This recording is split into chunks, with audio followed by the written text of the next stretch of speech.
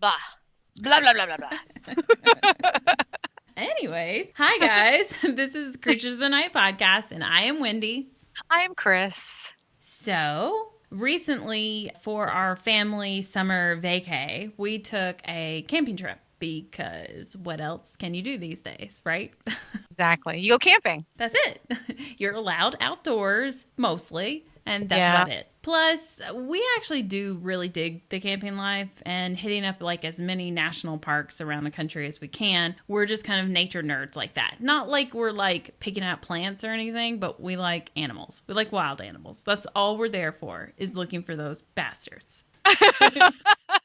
They're fun to spot out in the wild. So I did camping too for that exact reason. I also really like trees and then obviously mountains, or I wouldn't live here, that type thing. So we headed up to the northern Arizona / Lake Utah border and we hung out in Flagstaff. We hit up the north rim of the Grand Canyon. That was our first time for that. And we kayaked on Lake Powell, which turns out, while it's no Camp Crystal Lake, Oh, thank God, actually. I was going to say, hopefully. Right. But the campsite at Lake Powell does have a spooky legend attached to it. It said that hundreds of years before the Glen Canyon Dam was built, which created Lake Powell, the land where the lake is now was inhabited by native people. Duh, like our whole country was. But Yeah, okay. given the size of the lake and the fact that they've actually found like artifacts in the area as well, they believe that there has to be burial grounds around there, that people lived and died there. Wow. So there would be burial grounds, right?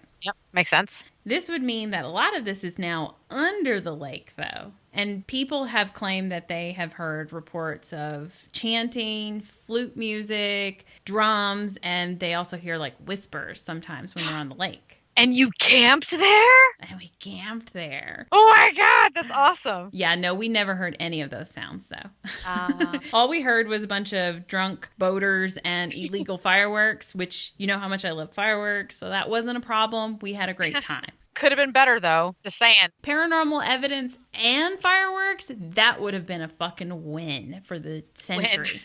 Damn, too bad. But out of this whole trip, what I was actually most excited about is that we had planned a little day trip to Utah, which I know most people were like, what? Like, Day trip to Utah. Ooh, you're so excited. But I'm a weirdo. And we have not really seen much of Utah. We've driven through it, but we haven't stopped there and really explored. So this was something new to us. Plus, we were planning on going to the Zion National Park, which I had heard was beautiful. And now, having seen it myself, I can confirm that it is very impressive. But beautiful? Is it that too? Yes. Good.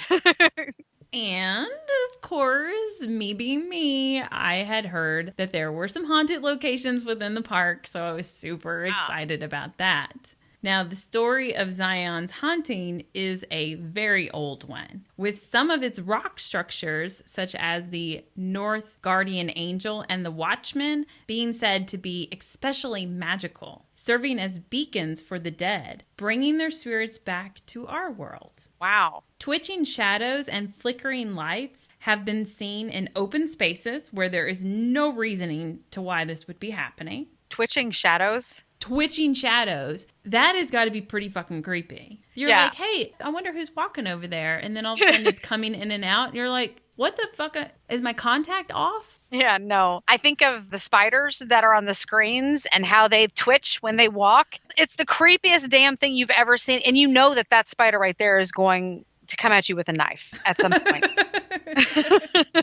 Oh, but it's just like when things are coming in choppy, but the horrible thing that's going to get you is getting closer and closer as the lights are flickering on and off. So yeah, if you see a flickering shadow, you're like, in 2 seconds, it's going to be on me. I just know it. Right. Off, he's like down the hall. On, not there. Off, he's like in front of your face. Right. So you're Yes. like, that's problematic.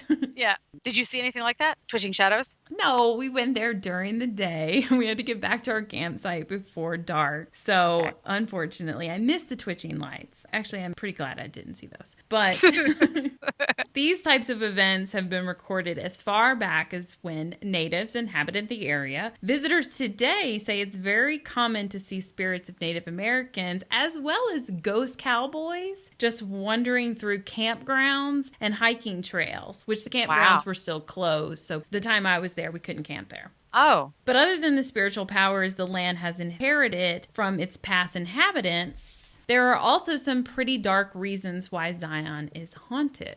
The area called Hog's Heaven, which I think I've heard of a barbecue shop in Dyersburg. I know that there's one here in New Hampshire. That's the same name. Same thing. You're not finding barbecue here, but this area dominates the space between North Fork and Deep Creek and was named after Albert Hog Allen Smith, an early pioneer who claimed ownership to much of the land to the east of Deep Creek. See, in 1892, the Bullocks and the Watkins both had sawmills in North Fork area, just outside of what is now the northeast corner of Zion National Park.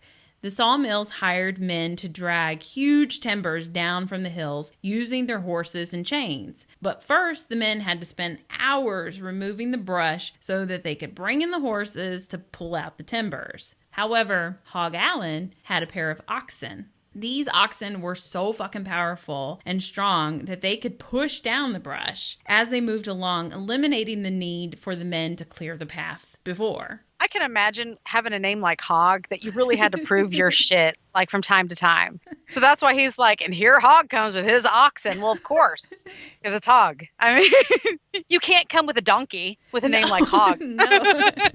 Here's Donkey and his damn mule again. What is he going to do with that mule?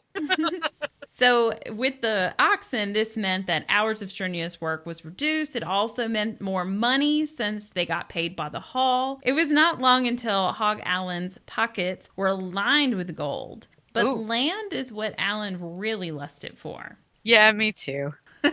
Yeah, around here too. We're not 0 lot lines, but we're pretty close. And I would back up a little bit. Didn't you hear there's a virus, sir? Back off. So Hog Allen, he built a 2-room cabin on a few acres of land just below the present-day Zion Narrows trailhead on what is now the Chamberlain Ranch. I can show you the beginning of the Narrows, though my family and their lazy asses did not go all the way back, so we didn't see the rest of this stuff. But that's pretty. Down there, that's the Narrows. Oh, yeah. Okay. But it was like a 10-hour hike, and we weren't going to do it. 10 hours? I don't know. I'm just throwing numbers out there. It was hot. We weren't going back there. I hear you. Okay. Makes sense. So Allen in this area raised 40 to 50 hogs each year that would grow fat on acorns before he would take them down in the spring to the butcher. And that's how he got his adorable nickname. Oh, okay. So it wasn't like mom just really liked pigs and she's like, I'm naming that baby Hog.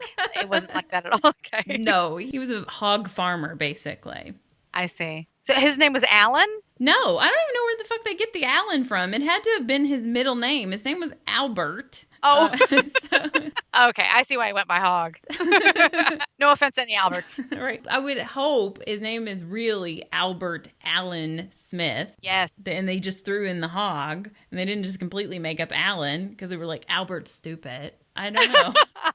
They put the Hog and the Allen together in quotations, so I can't be for sure on that. But what is first, Allen or Hog? Hog. It's Hog Allen. All right. Poor guy. He was probably just as confused as we are. I don't know why they keep calling me that. Right. Anyways, one day while riding to Cedar City with the Bullocks and others, the group stopped on Cedar Mountain at a place where nearly the entire North Fork country was visible. Allen stood up in his saddle and with a sweep of his arm, he declared the land that could be seen to the south as his own. Oh, shit. That's how he just legally took that shit. He said, that's mine. Because he was rich. Yep. He did some Mufasa type of whatever the light touches, son. That sort of. That's mine. And everybody else was just like, whatever, Hog. One day. Sure. From that day on, the area has been known as Hog's Heaven. Huh. Okay. Not a barbecue place then. No. Okay. All right. Disappointing. I was looking for some haunted barbecue shop, but okay. I'll take it. That would be good. Now, for the most part, Hog Allen was an okay guy. He was super nice to those he considered his friends, but if he didn't like you, he was a complete fucking ass to you. I'm on his side with that.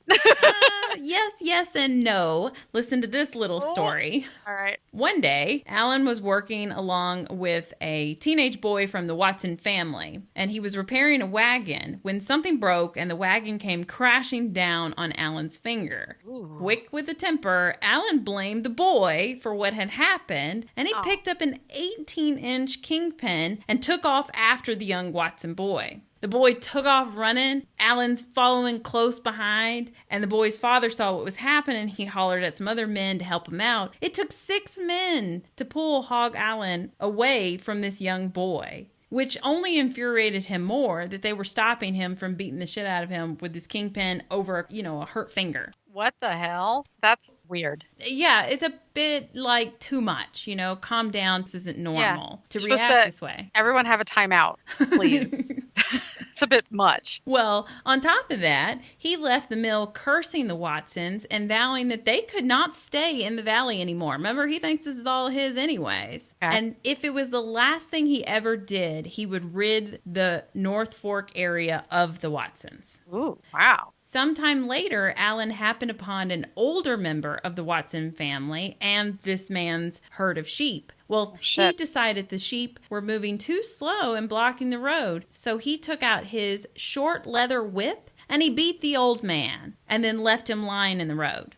I was just about to call him crabby, but that's, he took it a step further. That's fucked up. Fucking mean. He's just a mean asshole. Yeah, he is. A mean asshole. That's what the name of this episode is. Seriously, though, what the hell's wrong with him? Have some patience, dude. Just because the man's sheep was in his way, where the fuck was he going? Where's the fucking fire? He have a hot date? I think he just used that as an excuse. He was just pissed off that the Watson family wouldn't let him beat that teenager. I don't know. I mean, they didn't say he lost his finger. Maybe it was a worse injury than I think it was, but I think he just got his finger smashed and he lashed out on the next person next to him. And then he was pissed that people stopped him from that. So to show he's a bigger man, he goes and starts beating on old people. That's bizarre. That's really, really weird. I mean, does he have anger management issues? Sounds like it, yes. Okay. But he was charged with assault and battery. But since nobody witnessed the assault but those sheep, and they weren't telling nobody. Yeah. Damn it, sheep. Get with the program. They're all like, bah, bah. It's like, they're trying so hard to tell you something. Yeah. So there was no evidence, so the judge was forced to dismiss the charges. But don't worry, because like they say, karma is a bitch. After that, there was a fire at Hog Allen's cabin, and he and his wife, Nellie, and their children had to go stay with friends through the winter because that shit just burnt completely down. So here spring comes, and Hog Allen had made preparations to begin planting fields, and things were looking up. They were going to start building a new cabin.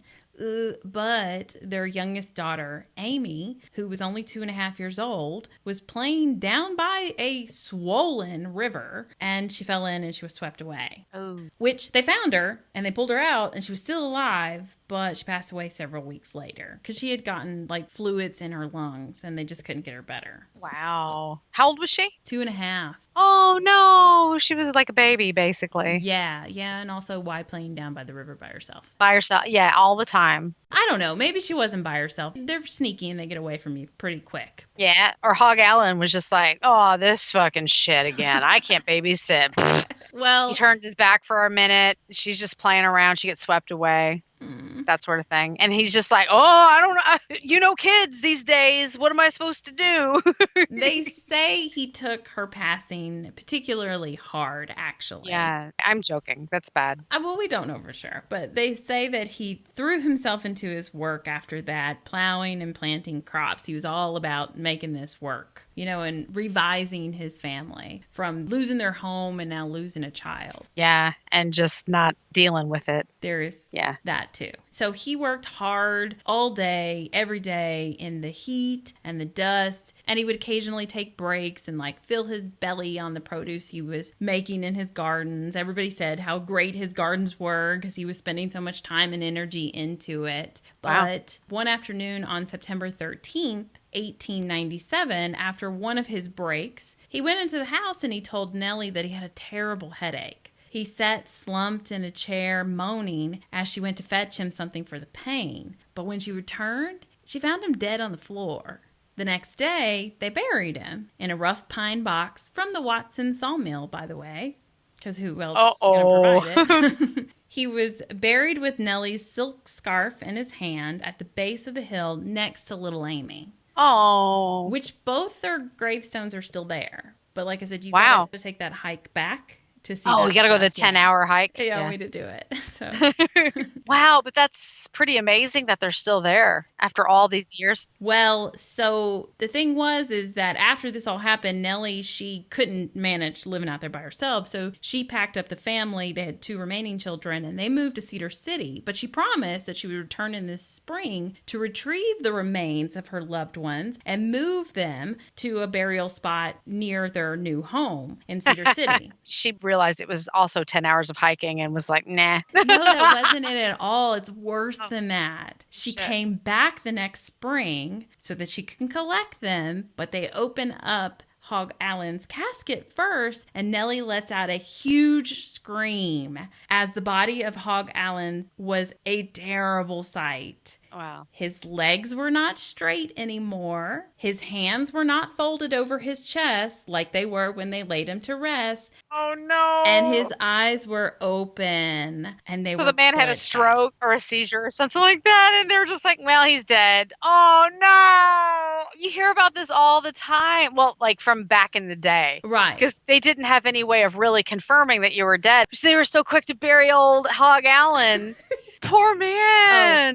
He was 55 and she was 28. So I don't know if that played a role in it. Or she's like, she's like, bury him quick. I don't want to see him anymore. Get rid of him. She's 28 years old. Yeah, but I mean, I think it was typical for men to establish themselves before they found a wife. And they're not going to find an old wife. They got to, I mean, they find a young one that could produce children, easily, I would assume. It's not even about just being after young things. It was about procreation. I hear you. And I know this is a really weird time to bring it up, but this is why I always say when you go to adopt an animal, adopt the older ones, please. Nobody wants the older cats. They want a kitten. Right. Just like Hog Allen. Don't be a Hog Allen.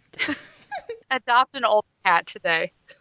PSA. Mm-hmm. So, upon Nellie's request, the men that had helped dig him back up buried him back in the ground deep. Don't want any part of that. Wow. And Nellie just left him and Amy there. Now, wow. I'm sorry. So she was just like, they open it up. She screams and she's like dealing with it. And she's computing. She's like, all right, close that shit up. Now dig another hole. Deeper. I don't want to see that shit again. He's a vampire. Don't want any part in it. Please put rocks on top of that. Nobody actually said, oh shit, we buried this man alive. But from the way they're describing it, it's like, oh shit, we buried this man alive. They realized it was hushed. It was an unspoken truth. Everyone's like, oh, we fucked up. And we're just going to deeper this time, okay? Just let's not say anything to anybody. X-nay on the buried alive too A. soon. Yeah, A. Yeah. Mm-hmm. He must be a ghost, zombie, whatever. Bury that shit deeper and let's forget about this. Wait, you can see all of the people kind of standing around after she's had her screaming fits. And they're just like, it was grave robbers. Yep. Grave robbers came. They unburied him. They checked his corpse. They looked for the gold. And that's why he's all discombobulated now, you see. He didn't reanimate himself. He's not a zombie. Well, you can almost tell yourself, okay, they're digging this hole and then they got to pull this box out of 6 feet. I mean, it could be moving around. His legs could move. His arms could move. Sure. But his eyes open? It's not like those baby dolls that their eyes can just pop open when you shake them too much or something. Yeah, baby alive type shit. No, that was crazy. But it got crazier. A year after, on the anniversary of Hog Allen's death, the Watson family started experiencing peculiar misfortune. Yeah, because when Hog Allen was still down there, he was cursing them all. And now he's been released.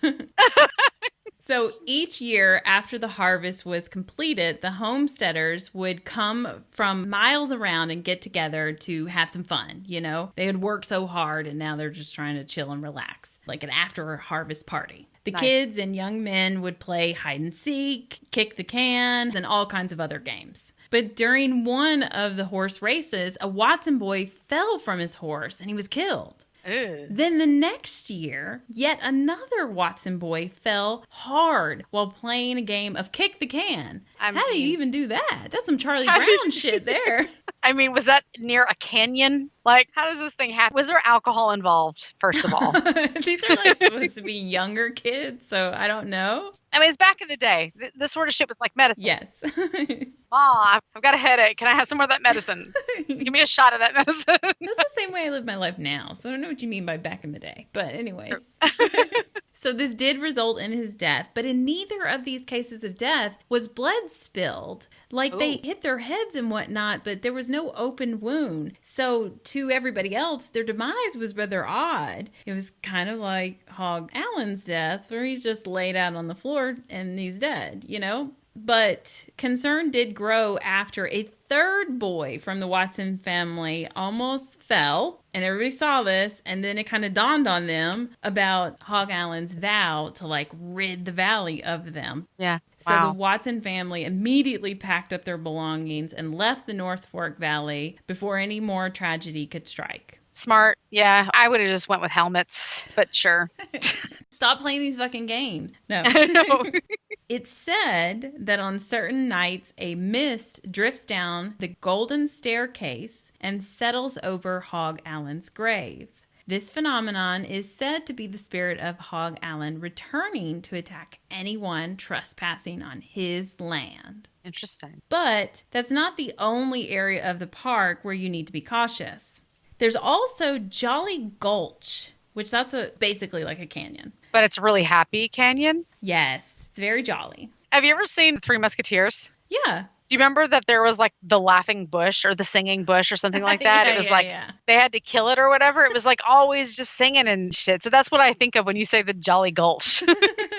Well, it's named Jolly because back in the early 1900s, there was a man, supposedly with the last name of Jolly, but oddly, nobody seems to know what his first name was. Now, you can find documented records in this time that there were several people with this last name that lived and died there, but it's odd that they didn't pinpoint a name to this story. They just call him Mr. Jolly.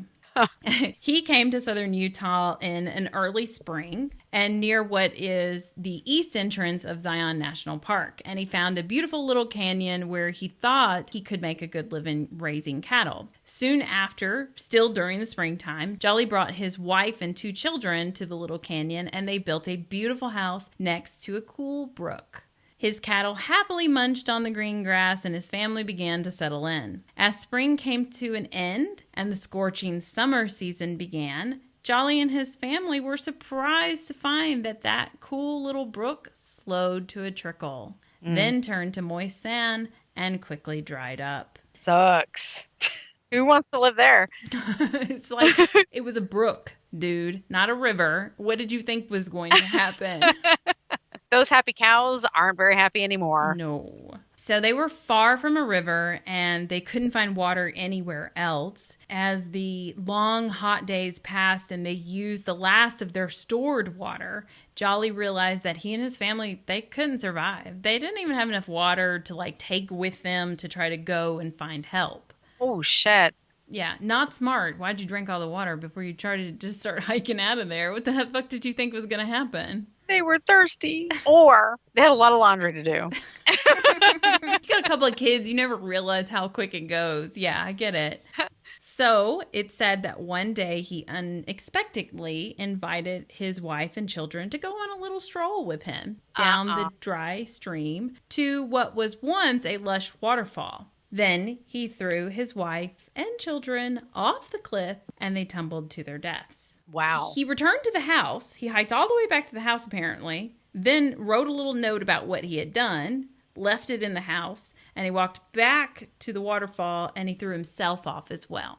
Jolly was a murderer. But also confessed to it, and then he condemned himself. So weird. Yeah, and we also don't have a first name. So, I mean, yeah, that's also very weird. So we don't know any of their names, right? We just know that they were all Jollies. no. So it could be a total legend. Like I said, that I did found documented records of Jollies living in the area. And I was seeing this time frame of when they would have lived there. And I was trying to see like maybe their ages, if any of this made any sense. The thing is the house that they built, it does still exist within the park. And as the years have gone by, it's changed hands several times and people have tried to move in and make like improvements to it and actually live there. If you ever get to go into the house, you'll see like more modern things within the home. But it said that everybody that tried to move in couldn't stand living there because of the ghost. So they think the Jolly family still lives there. Not because there's no bathroom.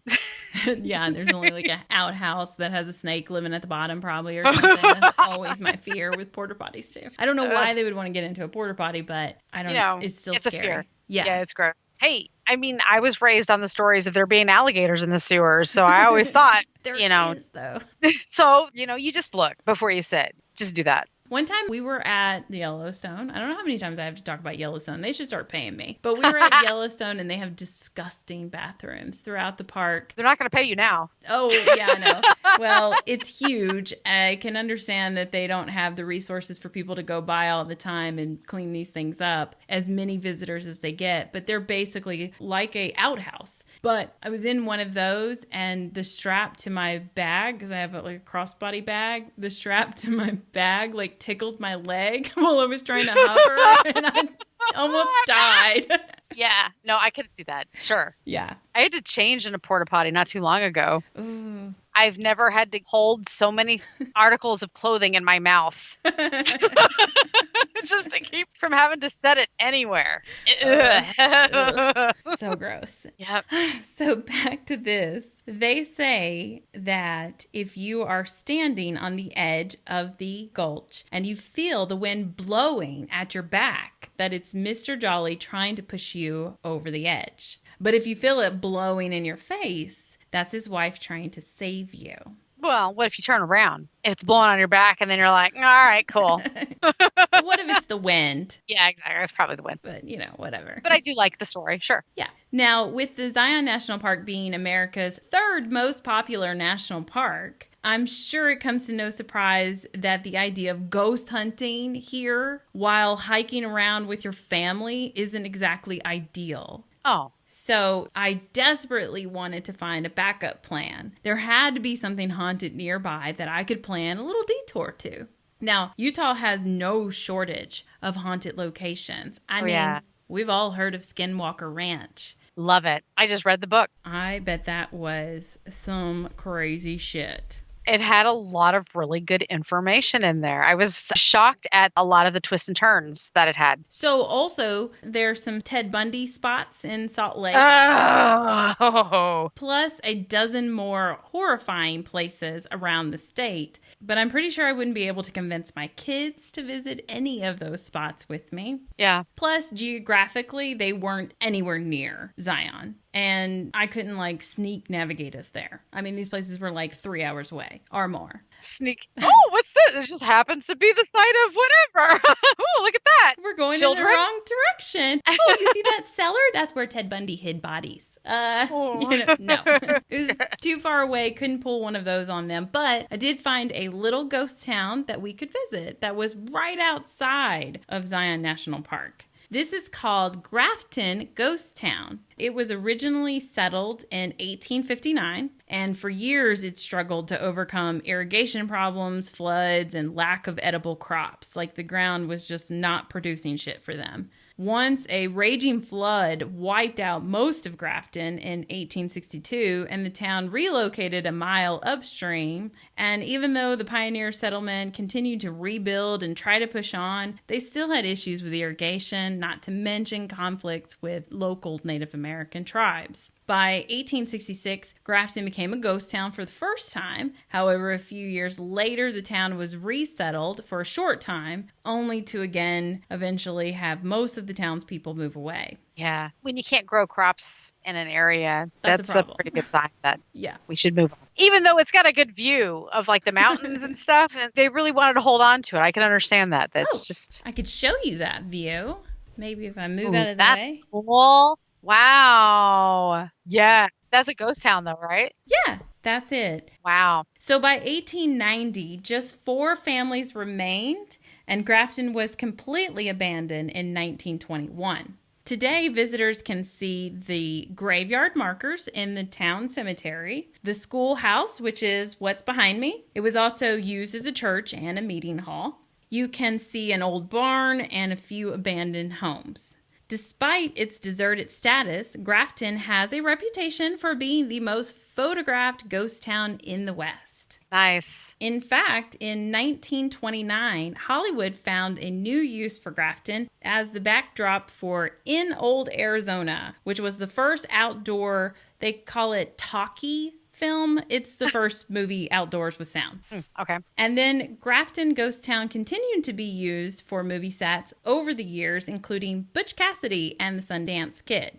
But as much as we do love movies, that's not what we're here for, of course. It's also haunted. Visitors to Grafton have claimed to experience an uneasy feeling of being watched, as well as experiencing odd rushes of air coming at them from out of nowhere. Others have seen shadow figures in windows in the Alonzo Russell house, which I guess I don't have a picture of, but it's in the back there. It's right around the corner. Right Just around my look shoulder over there. Yeah. And they've also heard children playing near the John Wood home, where 2 girls died in an accident with a tree swing. Like the branch that had the swings on it broke, and then I guess they fell wrong, and that was it. Now, the Wood family lost 5 children total. And if you visit the graveyard, you'll see that out of the 80 graves that are there, half of them are children. Yeah. They weren't mostly Watsons, were they? Just curious. No. No. Okay. Visitors say it is not uncommon to hear babies crying and see a woman crying at the Grafton Cemetery. Oh. Now, I couldn't find any pictures to share with you about any of these haunting happenings, but I did watch an investigation on YouTube by Ghost Hunter 135. Wow. I guess Ghost Hunter 134 or even 1. They were all They just taken. kept going with the numbers. It is kind of odd.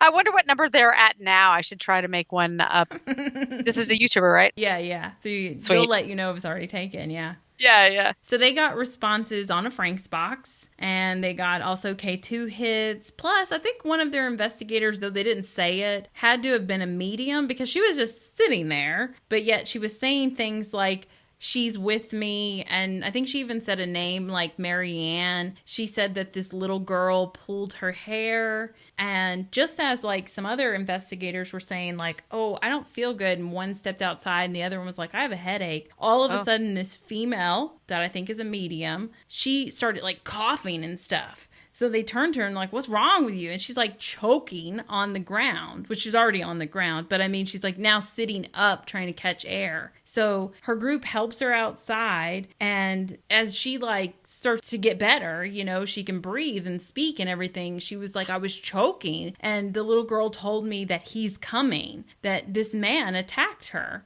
So, I mean, she has to be a medium because none of this stuff was visual and they weren't getting like audio that was saying this. It was just all in her head. Okay. Not the choking necessarily, but who was attacking her. So as they put the camera like on her neck and everything, they think they can see a handprint. Now, oh shit. this was 2011 camera equipment. It's dark as fuck outside. I could not see it necessarily with their bright ass lights on her skin, but they claim they all saw it. They even said like, oh, you can see a thumbprint or something like that. Okay. Today, there's signs all over the place that say this place is under 24-hour surveillance, and there's cameras throughout the town and in the buildings that are open for you to walk in and tour and stuff. But I could not find any recent investigations, and I think that's why. Because they put a stop to that. So they won't allow paranormal investigators on there, or they'll allow it, but paranormal investigators aren't able to fully investigate. Like they're not able to go into the buildings or things like that. Like what do you think is going on? I highly suspect. So it's kept up by some historical society. Okay. And so they're the ones that have put up the security cameras and probably go out there and clean it or whatever, you know? Yeah.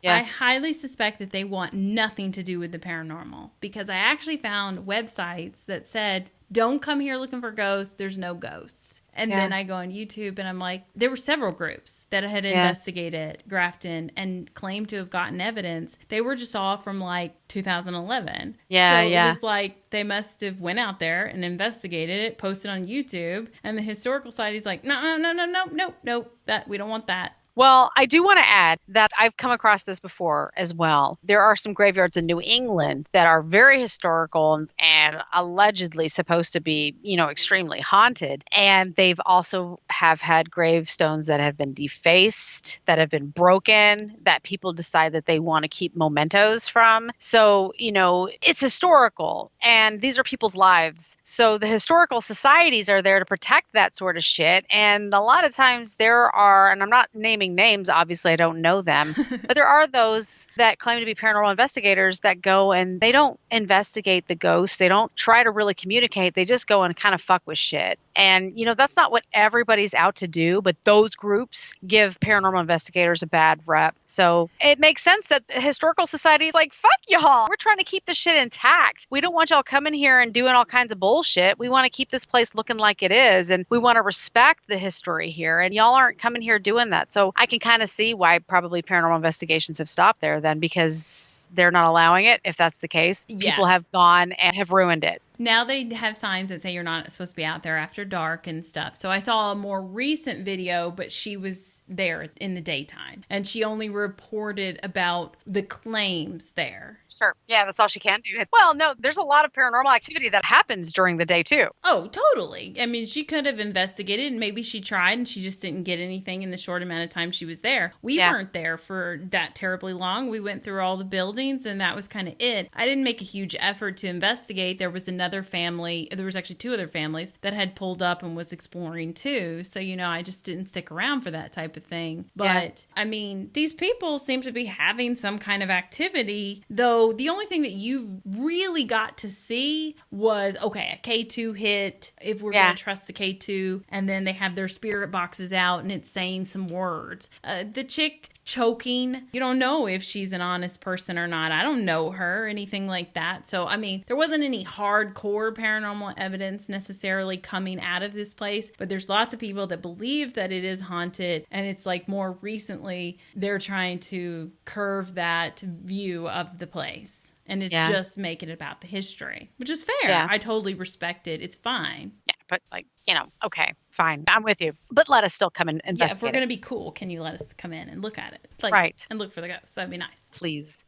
I get it. I've read so many paranormal locations that have had problems with paranormal investigators. I get it. I understand where places like this come from. You're destroying history if you go in there and you do something. Some paranormal investigators have taken up pieces of the floorboards because they want mementos. Yeah, I know. It's sick. That's terrible. But people do that sort of shit. So I can see why the Historical Society is like, nope, it's not haunted. Also, one thing that I'm forgetting to tell you is this is like in the middle of other people's properties. Like they've sold off some of the land. So we had actually walked back because we saw something that we thought was another old house that you could walk into. So we walk all the way down this dirt road, and then we get there and we see the no trespassing signs and the private property signs. And we're like, oh no, that's those people's barn or whatever, you know, that's not a part of this. Yeah. So it was all surrounded by people's personal property too. So they don't want that stuff back there. Yep. I totally totally respect it and get it. It was a cool little detour from Zion National Park, but don't go there being an ass. I get it. It's cool. Right. However, when I was researching that location, it just kind of popped up in the next video to watch, this other location that if I could sneakily arrange a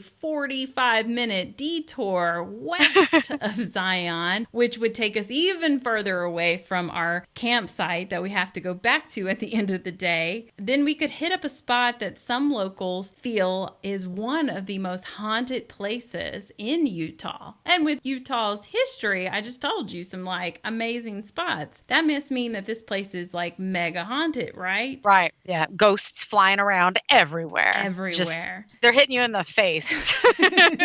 Excuse me, ghost. Sorry, I didn't see you. My bad. Oh, geez, there's another one. Well, spoiler, we didn't make it there. Oh. I'm really sad about it. I feel like I didn't like do my job as a paranormal investigator, but sadly we could not plan the little detour. We spent so much time at Zion and it was late by the time we got out of there. That is definitely a park that deserves a couple of days to explore properly. Oh. Well, I prefer that spoiler rather than the spoiler it's not haunted, you know?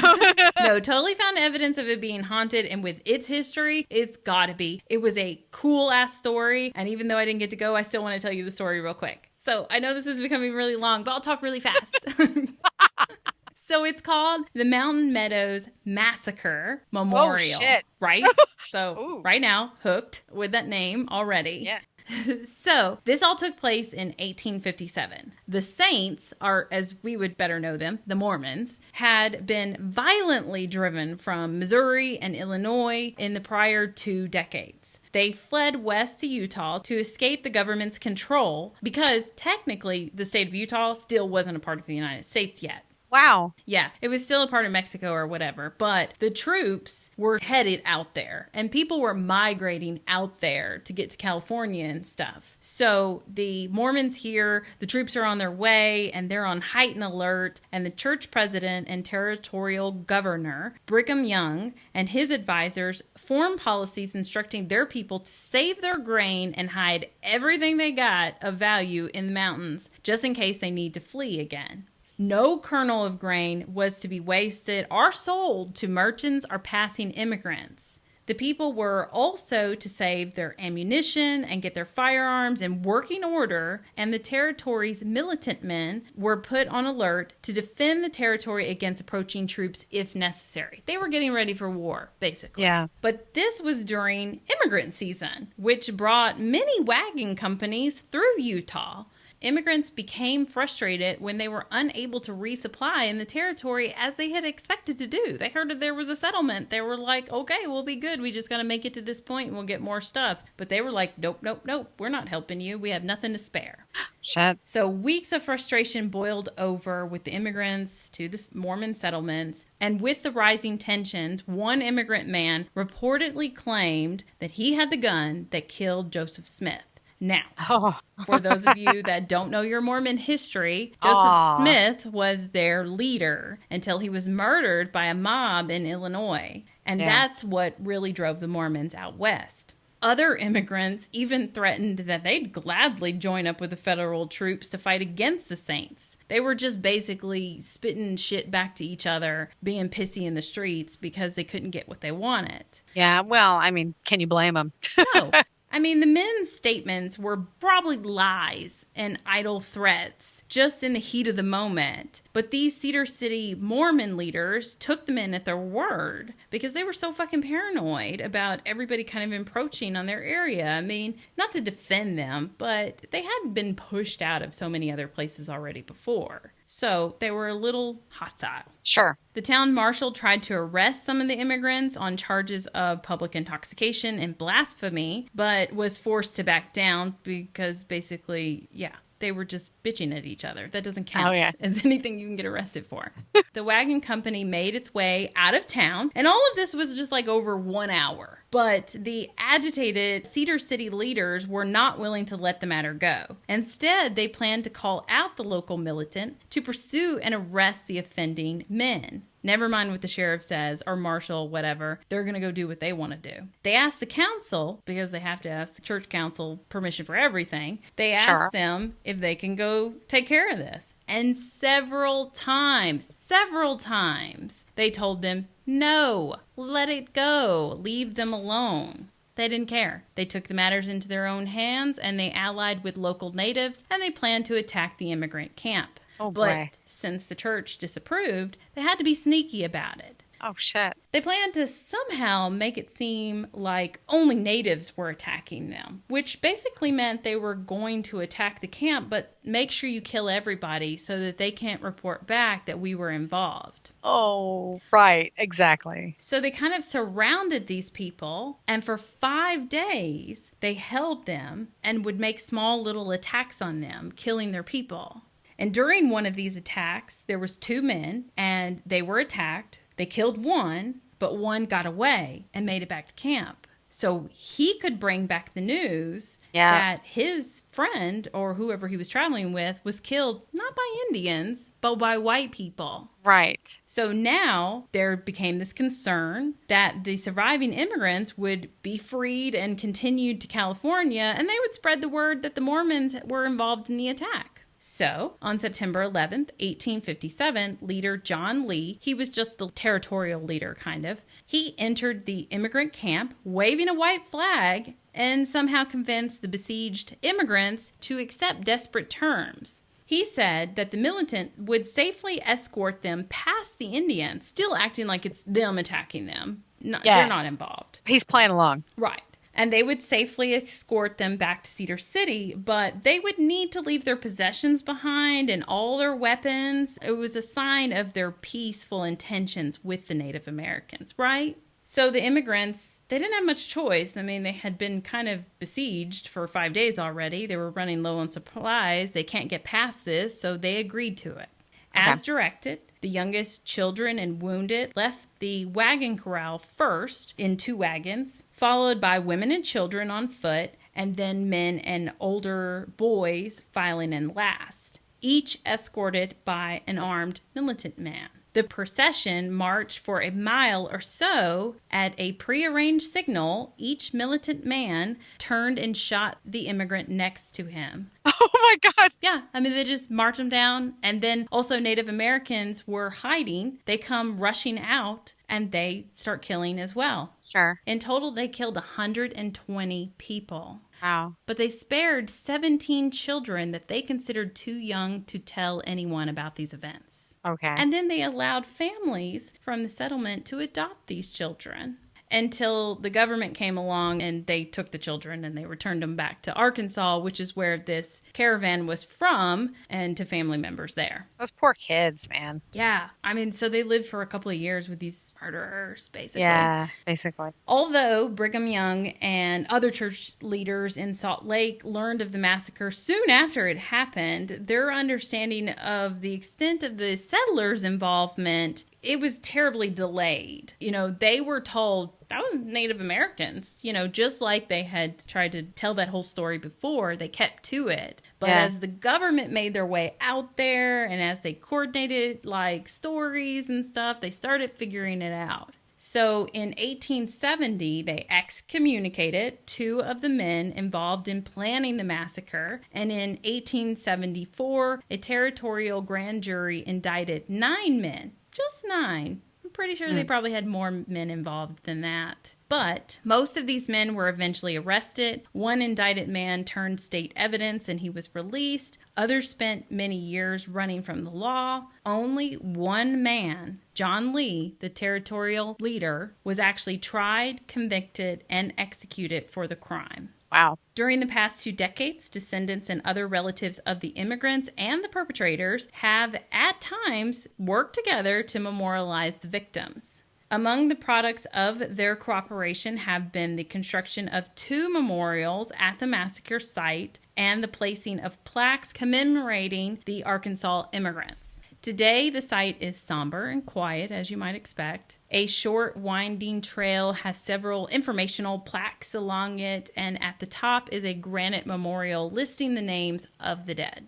Today, visitors to the site report an eerie feeling of being watched, hearing the cries and screams from women and children, and men shouting. A few visitors have even reported seeing a woman walking across the meadow, acting as if she's like looking for something, which might be her children, because also in the same meadow, they have reported seeing school-age children running and playing. So I would imagine residual then, right? Yeah, I hope so. Sometimes these children or spirits appear as just different colored like balls of light darting between the sage bush and juniper trees near the memorial. Yeah. I wonder if those balls of light are often seen as being blue. Right? They say different colored light. Yeah. Is all that I could find. I couldn't find specifically blue, but that would have been nice. Yeah, it would be good to actually pinpoint, to say, okay, maybe blue balls of light are actually like innocent beings, or... we should start keeping track of that, though. Shit, we need to look back. The blue light in Washington State at that fort, that guy, They said, had accidentally killed himself. I don't remember the other balls of blue light we talked about and who they were. Well, there was one spotted at Bobby Mackey's. Remember the blue light at Bobby Mackey's? I don't know. I think it's worth paying attention to because it comes up so often. Well, you think about, I know mood rings are not a real thing, but like... What? What are you telling me? What am I doing with all of these? You have like a whole fist of them. No, but like your aura puts off a light, right? So It's just your aura that this is what color, spirit, light that you're going to put off afterwards. It's what mood you express most of the time. If you're good or bad or agitated or crazy or sad, I don't know. I love that analogy. So then I'm going to be like what everyone expects when they see a shadow person because my aura is always black. And they're like, oh, it's a demonic shadow person. I'm like, I'm not demonic. No, I just look good in black. Gosh. Right? Exactly. Who doesn't look good in black? Jesus. Come on, calm yourself. It's very thinning. So they also say that they see an older man wearing 1800s clothing, and he's seen in the broad daylight a lot of the times at the memorial just sobbing. Oh, no, that's the worst. That's so sad. Now, while none of the videos I saw on YouTube had full body apparitions, so you wouldn't necessarily see proof of any of these things, I did find a pretty eventful investigation from his YouTube channel. Is called Mike Adventures. It's not even Mike's Adventures. I feel like there should be an apostrophe S in there, but it just said Mike Adventures. Maybe Mike's Adventures was already taken, so he had to go with the next best thing. Maybe. He didn't want to be 135, so he had to go.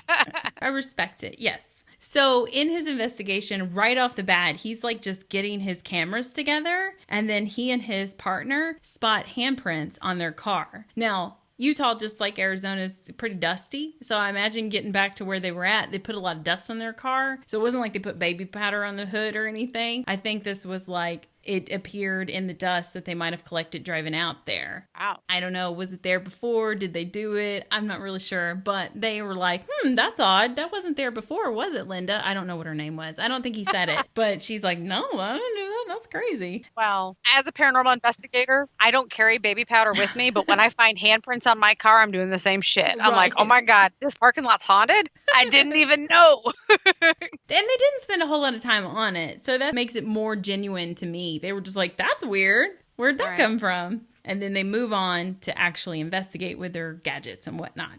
So they got a pretty cool EVP while they were asking if John Lee, the one guy that was convicted about the whole thing, was there, and if he felt that he took the fall for Brigham Young, the Mormon leader. Like they just pick one guy, you're going down, the rest of us are going to look good.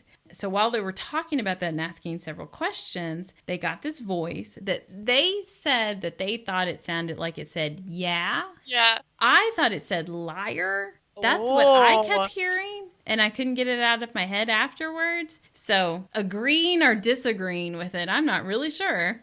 When you were lining that one up, I was like, yeah, of course the ghost is like, yes, I took the fall for that shit. I'm innocent. Like, I mean, that's exactly what I expected. So when you said the voice said, yeah, I was expecting him. Yeah, the ghost is like, fuck yeah, my hands are clean. Yeah, I didn't have anything to do with this. I don't know. And maybe that's the guy's mindset when he's listening to it. He said that in the moment as they were playing it back. So that's what he's hearing firsthand. Now, me with headphones on and whatnot, I thought it said liar. So it would have been a totally kind of different opposite view. It could have been a Mormon militant man out there that's like, how dare you speak of Brigham Young like that?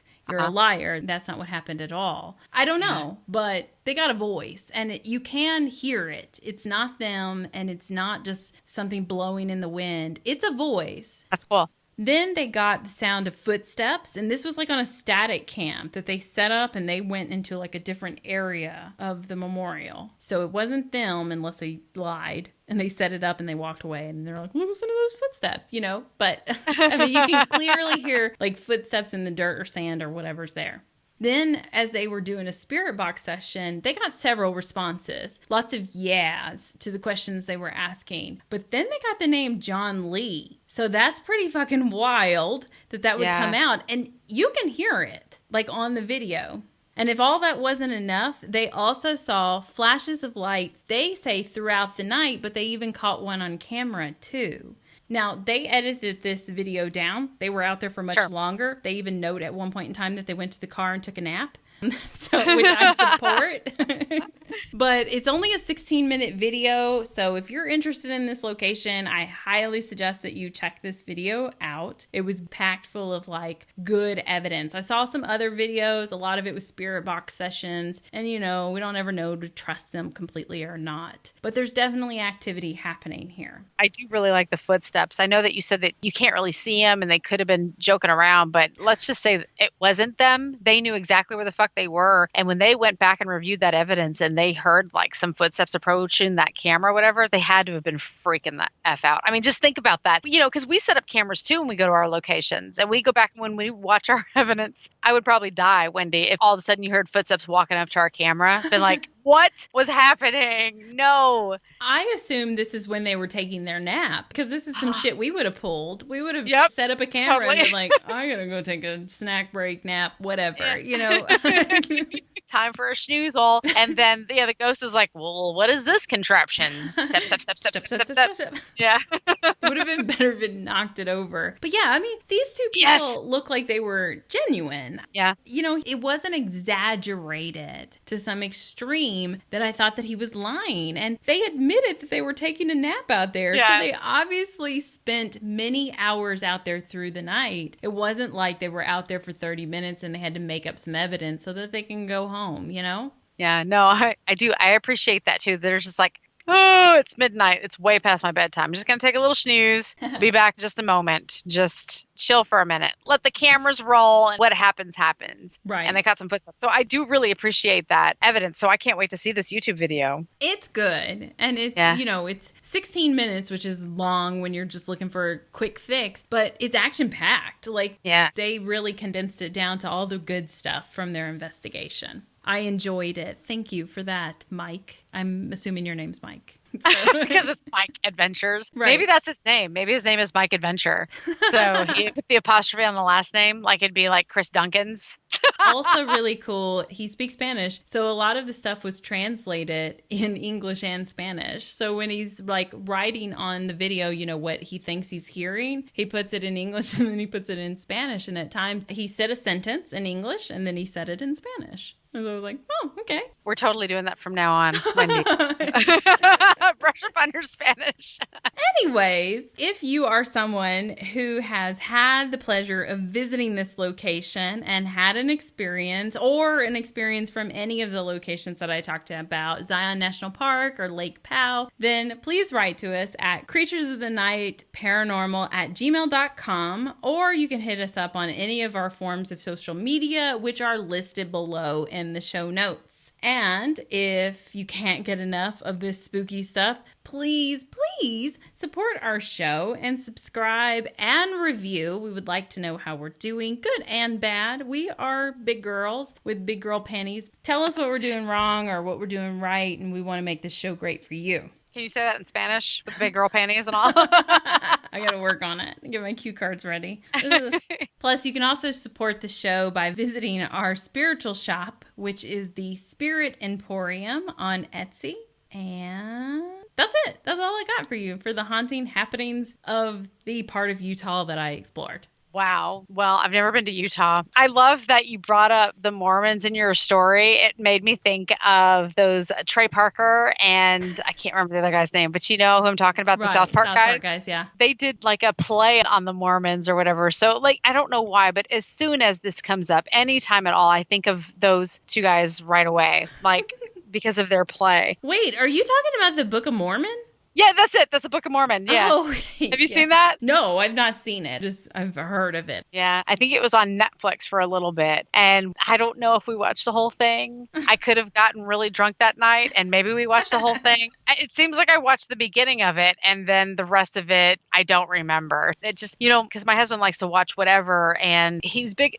What's his Trey Parker and Matt Smith. Smith. Is that it? Matt Smith? Really? It's that easy? Shit. Maybe okay. I made that up. I don't know. But that's really crazy. And again, the fact that you were close to like some Ted Bundy sites, I mean, that just gives me the creeps. I have not been able to finish that book just because of how bad like it is. Like it is so like in your face, like this is the shit that really happened. And I know that there's been a movie out too. I'm not going to see it ever in my lifetime. And if I walk into a room and it's on, then that's the only chance I'm going to get to, actually witness any of that. So it's fascinating that you went this far into Utah and already have so many stories just from like the little amount of time that you went there. Oh, I was like most haunted place, or not even most. I'm just like haunted places in Utah and like all these incredible stories that like I totally banked for later. I was like, nope, that's good. That's good. I mean, I knew Skinwalker Ranch was there and I'm always like, how far is that? I can drive there. But there's all these other places that I discovered that I was like, wow, but we weren't going anywhere near them because, just like Arizona, Utah's a pretty big state, just like us. So, I mean, to get from top to bottom, it's pretty far and we weren't going to be anywhere near that. We were already, driving to get to Zion. So I'm like, well, shit, I didn't know how to spend this much time in Utah. And by the way, it's Matt Stone, not Matt Smith. Oh, thank you. I just looked it up. That name I do recognize. But Skinwalker Ranch, I mean, there's not like tours. They're not like, and proceed through this gate for the $10 tour or anything like that. There's a huge fuck off. From my understanding, they're out there with like AK-47s. Yes, and if you approach that shit, you're arrested or you might never be seen again. But yeah, still, it's crazy impressive that you went there. And I hope you have lots of pictures to send to me so that we can spread among the Instagram world and share, because the one that's in your background right there is super cool anyways. Yeah. I know you've got like 1,000 more that you're just dying to share, right? Yeah, I do. I am terrible. And I have got, 8 different cameras with me at all times taking several pictures. So if you want a bunch of mountain vistas, I've got it. This ghost town, I've got it. I don't have the massacre site. You'll have to look that up. But we got to see some really cool points of the park. We got to see some bighorn sheep as we left out of there. It is an amazing park. It really is beautiful. Yellowstone is still number 1, but not until you're getting paid from them.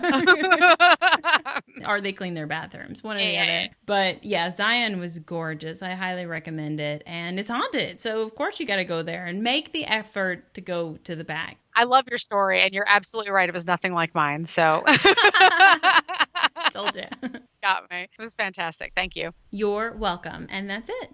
So bye. Bye.